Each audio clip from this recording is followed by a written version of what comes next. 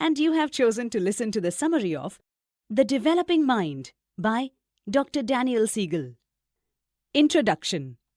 What is the mind? How does memory work? Where do emotions come from? How important is the parent's attachment to a child? These are only some of the questions that will be answered in this book. You will learn how experiences and relationships greatly affect the neurons of the brain. You will learn how managing emotions and self-regulation is learned by a small child. You will learn that your relationship with your child has a tremendous effect on his or her brain development, social interactions, and life as a whole. The mind is an amazing machine. It adapts and reshapes itself into the world. You have the power to build a better life for you and your loved ones. This book will tell you how. Mind, brain, and relationships. The interpersonal neurobiology perspective. What is the mind? It is more than the structure of our brain, more than parts of our nervous system, and more than the millions of neurons firing with every thought. The mind is not shaped by biology, but also by the relationships we have with other people. The brain structure of an infant is greatly influenced by the parents. If the parents are responsive and caring of the infant, the parts of the brain dealing with stress, anxiety, and emotions are fully developed. An infant who is often left to cry will have poor mental health. Danial Seagull promotes interdiscipline. He believes that to understand the mind, we must not only look at neurobiology. It is also important to look at our interpersonal relationships. This is because our interactions with people around us shape our brain and nervous system. The term is interpersonal neurobiology, or IPNB. Its core idea is that human connections shape neural connections. To put simply, our experiences in life shape how our brain works. Our relationships with others shape our self-awareness, emotions, and memory. There is a new study called neuroplasticity. It tells that our brain changes all throughout our lifetime. Let's take, for example, Albert Einstein. It has been found out that his corpus callosum, or the link between the left and right hemispheres of the brain, is larger than normal. Was Einstein born with it? Was it the reason for his genius? Or did his corpus callosum develop because of frequent use? Scientists suggest that Einstein practiced his brain a lot. That is why his neurons became quicker and more connected. This is what is meant by neuroplasticity. The parents of an infant shape the amygdala, hippocampus, and anterior cingulate of the baby. But even after childhood and after adolescence, the mind continues to develop. That is, through the experiences and relationships we have. To answer the question, what is the mind? Dr. Seagull teaches that it has three aspects. The first is the mind, which regulates the energy and information we share with other people and the world around us. The second is the brain, which serves as the mechanism. And the third is relationships, which is where we acquire the shared energy and information. The three aspects of mind, brain, and relationships function as one. They are three aspects of one reality. Together, they all form the developing mind. Memory. How does memory work? Is there a storage cabinet in the brain where we take out what we want to remember? Here are common misconceptions about memory. First, that we always know where the memory comes from. Second is that the memory is the same every time we recall it. There is no storage cabinet. Our memory comes from the network of neurons. We remember by association. When a neuron is fired, it fires up other neurons connecting to it. Memory is experience dependent. For example, if you and a friend went to a party together, your memory of the event will be different from that of your friends. That is because your own experiences affect how the memory is embedded in your mind. Your friend will remember differently because she didn't have the same exact experiences as yours. Her network of neurons has its own connections and associations. we do not always know where a memory comes from. The term is implicit memory. For example, there is a new toy which creates a strange noise. Every time the infant hears it, he or she cries. When the baby gets older, she will get upset whenever she sees that toy. The baby doesn't remember why she doesn't like that toy, but the experience of strange noise is already embedded in her mind. A memory is not the same every time you want to recall it. That is because what you're experiencing in the present fires different neurons in your brain. You remember the basic idea that you went to that party, but the details and sequence of events will be influenced by the situation you are in at the time of your recall. Let's have a more concrete example. You went to see the Eiffel Tower in Paris. Your brain will create a visual image out of it. That is the first stage, which is encoding. A network of neurons will fire up associating to that image. That is the second stage, which is memory storage. The reactivation of that network of neurons is the third stage, which is retrieval. In your memory, you will see the visual image formed in your mind. You will also see the other experiences you had in that particular Paris trip. Other networks of neurons will fire in relation to that of the Eiffel Tower. Neurons that fired together at one time will tend to fire together in the future. Thus, you do not only remember the Eiffel Tower itself, you may also remember the weather, the surroundings, the people you saw, or the clothes you wore. That is because neurons for each of these experiences were fired at the same time. When you think of the Eiffel Tower, you will be reminded of the other things. This is whatever mean association. The statement above can also be explained this way. Neurons fired for that visual image of the Eiffel Tower. At the same time, linked neurons also fired for the letters EIFFELTOWER in your mind. Let's say when you went up to the tower, you were feeling hungry because you were waiting for your friends to get their food. You will also associate feeling hungry with the Eiffel Tower. Another example is that while looking at the tower, you were bitten by a dog in your right leg. You will associate the feeling of pain and fear with that memory. Every time you remember the Eiffel Tower, you will remember the dog bite. All because those network of neurons were fired at the same time. Attachment. Humans are born with natural attachment to a caregiver. The infant's relationship with the parent will determine the baby's emotional, motivational, and memory processes. It's just the way our mind works. The moment we were born, we were seeking attachment to a caregiver. Proximity to a parent ensures that baby's survival. It is important that the parent responds to the baby's needs effectively. It is important that the feeling of loneliness, anxiety, and fear of the baby is soothed by the parent. If the parent is caring and attentive, the baby will be emotionally healthy. The infant will feel safe in the world. The natural need for proximity with the caregiver is what protects the baby from starvation and danger. Even adults still sometimes feel the need to be with the attachment figure. It could be a parent, a close friend, a mentor, or a romantic partner. The attachment figure is a source of strength and comfort even for adults. The difference is that adults can choose who the attachment figure is. For the baby, it is always the parents, no matter the circumstances. There is an attachment study held by psychologists in London. The experiment is called Strange Situation. It involves the infant and the mother. The procedure lasts for 20 minutes.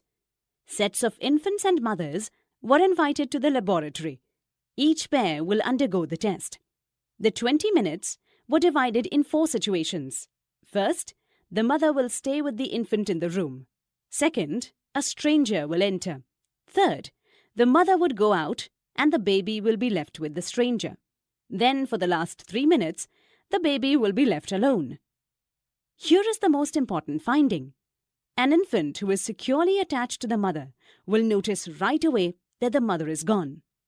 The baby will respond by crying. But when the mother comes back, the securely attached child is easily comforted. After embracing the mother, the infant will go back to his task of play and exploration. The reaction of an infant who is not securely attached is very different. It can be that the parent does not give enough soothing or does not respond consistently to the baby's needs. The infant can be avoidant or resistant. The avoidant baby does not cry when the mother is gone. He just keeps on playing with toys. When the mother returns, the baby does not acknowledge. He does not seek to be held by the mother. He does not show anger or frustration. The resistant baby is already stressed out from the beginning because of the strange environment. He does not play with the toys in the room. He just clings to his mother. When the mother goes out, the baby cries out loud. Even when she comes back, the baby cannot be soothed. He does not calm down. He is just preoccupied with his mother. The baby is not secure enough to explore and play. Infants who are securely attached feel safe. They feel the unconditional love of the parents. The baby feels felt because the parent is always responsive.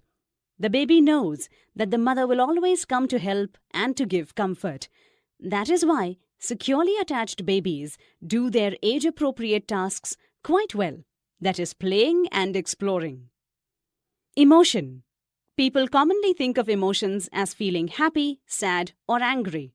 But there's more to the surface. Emotion is primarily communicated through non-verbal communication. That is by tone of voice, body movements, eye gaze, and facial expressions. For example, when a child is in a new situation, he or she studies the facial expression of the parent to know how to respond or what to feel. Cognitive psychologists suggest that emotions happen within an individual, while cultural anthropologists say that emotions are shared with the community. Older studies define the limbic region as the source of emotion in the brain. But more recent studies show that the limbic region affects most mental processes, and so emotions come from various parts of the brain.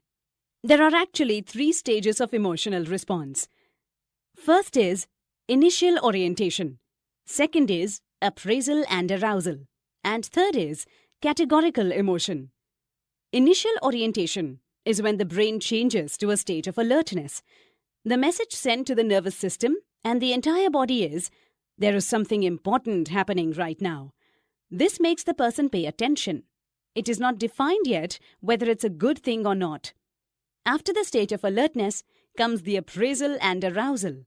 This will determine if the person should move towards the stimulus or away. The brain will assess if the stimulus is positive or negative based on the evaluation of past experiences of the individual. If the stimulus is positive, the brain becomes anticipated. It sends signal to seek more of the stimulus. If the stimulus is negative, the brain becomes hypervigilant. It sends signals throughout the body to be cautious. Now, this is an example of how interpersonal relationships influence the mind. Consider an introverted child going to school for the first time. It is a strange situation for the kid. His brain should change into a hypervigilant state. But if the parent is supportive and encouraging, the introverted child will learn to manage his emotions. He will be brave enough to face the new experience. The last stage of emotional response is categorical emotions. That is, the well-known reactions of feeling happy, surprised, sad, scared, or angry. All over the world and across cultures, the definition of these basic emotions is universal.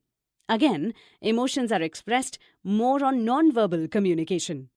If a person says, "I'm fine," the meaning it conveys derives from the tone of voice and facial expression of the individual. The other person will know if the one talking is actually fine or just pretending or being sarcastic. The universal expression of sadness is turned down lips and slow body movement. For anger, it is dilated pupils and raised eyebrows. For fear, it is an open mouth. What is mood? It is when an individual leans on a particular emotion for a long period of time. Mood influences the mental processing and self-reflection of the individual. For example, if a person is in a down mood, he will interpret everything as his fault. He will see his future turning to worse. He will label himself as a loser. He will recollect all the mistakes he did in his life. If the person is not able to regulate the emotion, he will be caught in a loop. He will interpret things negatively. In this situation, the person's mood can lead to a disabling state. He can develop anxiety or depression. Self-regulation. We already know that the developing mind functions together with the brain and relationships. The flow of energy and information is the stimuli. It comes from the people and the world around us. To regulate means to control or to manage. If we are not able to regulate ourselves, we will veer towards chaos or rigidity. An emotionally healthy person is a flexible person. She can bounce back to well-being. What helps a person keep that balance is the mechanism of the brain and the support of loved ones.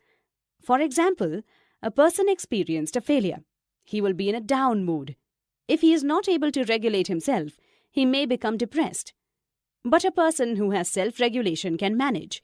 He will engage in physical activity because he knows that if he releases tension, he will feel better. The person will also force himself to smile because he knows that the smile will send a positive signal to the brain. The person will also seek the support of an attachment figure because he knows that the interaction will help him bounce back. This is how self-regulation works. Now, how do humans learn self-regulation? We are not born with it. We are reliant on the parent, on the caregiver, or on the attachment figure to teach us how to regulate ourselves. The infant does not know how to regulate herself. When the baby feels hungry, lonely, or constipated, she will cry out loud. Her brain will signal panic. Her hormones and neurotransmitters will send out fear or anger. The parent should be there to help the baby regulate. By soothing the infant, the parent will help her alleviate the negative feelings.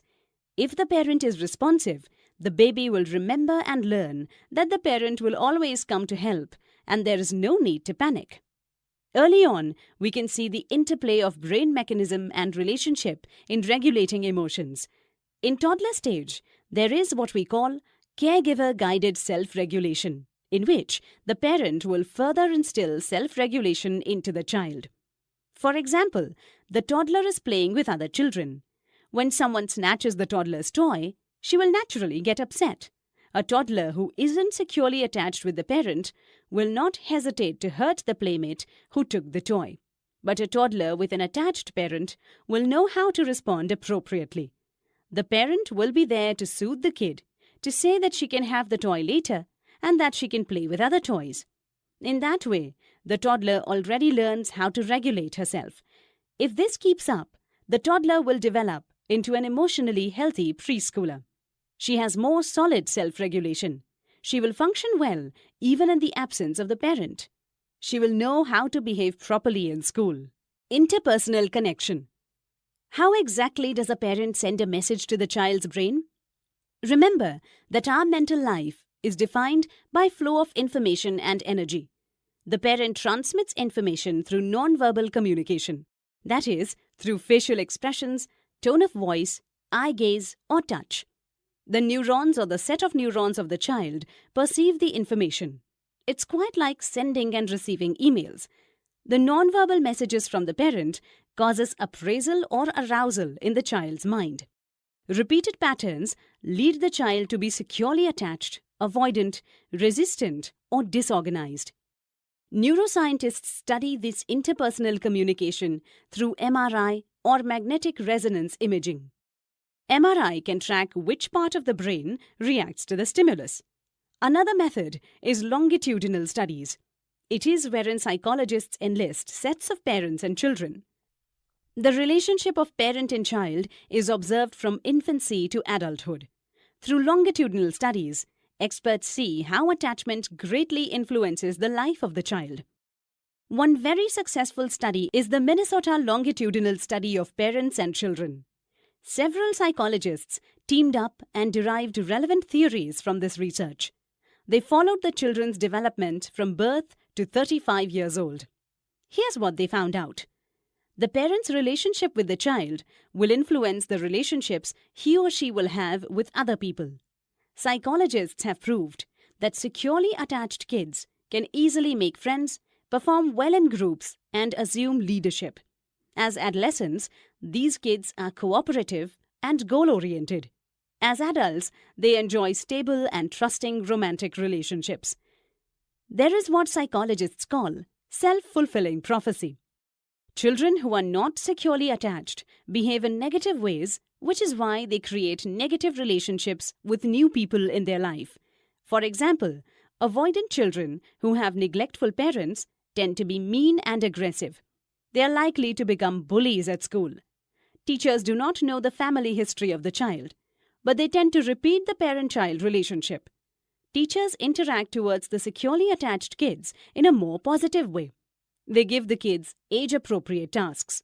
They set high expectations. The teachers also tend to be warm and respectful. For avoidant kids, however, teachers tend to be controlling. They are less nurturing and they have less patience. The avoidant kids are given low expectations. Teachers are angry towards them. Psychologists concluded that avoidant children develop conduct problems. Resistant children mostly develop anxiety disorders, and those with disorganized attachment develop borderline personality issues in adulthood. Our neural connections reflect the attachment we had as infants. These same neural connections are the way with which we connect to the outside world. That is why this becomes a self-fulfilling prophecy. It is challenging to raise a child. Your experiences with your son or daughter will bring you back to your own childhood. It is likely that you will parent them in the way that you were parented.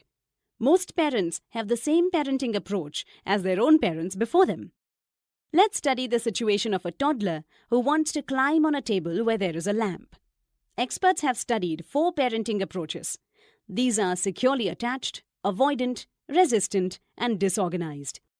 If the parent of the toddler is attached, the mother will say no and take the child to the playground where he can safely explore how to climb. If the parent is avoidant, the mother would not even notice that the boy is trying to climb. The lamp will fall and the mother will come to pick it up. She will not talk and ignore the child for the rest of the day. If the mother is resistant, she will shout no and reprimand the boy. When the child starts to cry, the mother will feel guilty and embrace him. Afterwards, she will distance herself from the child because she feels disappointed. In a disorganized relationship, the lamp will fall down, the angry mother will come rushing to the child, she will pick up the lamp and throw it at the boy's feet. She will scream never to do it again. What do you think will be the outcome of the boy? What will he learn about regulating emotions? What kind of relationships will he have with the world? The securely attached child will learn how to level his excitement and how to behave properly. That is what the mother taught him by saying no and taking him to a place where he can play. The avoidant child learns little about the parent's emotional state. The boy himself becomes neglectful to his own emotions. He becomes disconnected. The boy develops low levels of interest, excitement, and joy. The resistant child perceives the non-verbal message of anger. That is the parent's tense facial expression, averted eye gaze, and absence of touch. The mother cannot control her outbursts, and the boy picks that up as well. The child becomes anxious and fearful of separation. The disorganized child with the violent parent develops strong feelings of fear. It is not just fear of consequence, but fear of being unsafe. That is because the parent fails to provide comfort. The child will feel confused and disoriented in the world. As an adult, he will have a fragmented sense of self. Conclusion. You learned about the 3 aspects of the developing mind.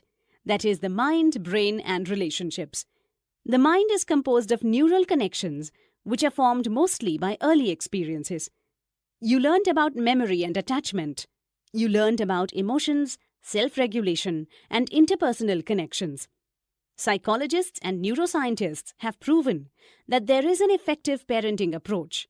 It is one that develops happy, competent, and self-disciplined kids. Would you rather be a securely attached, avoidant, resistant, or disorganized parent? The choice is yours. If you were not securely attached as a child, you can still change.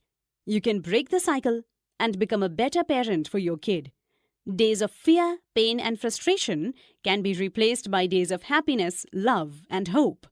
You can make the most out of your own and your child's developing mind. And with that, we conclude the summary of Developing Mind. What do you think after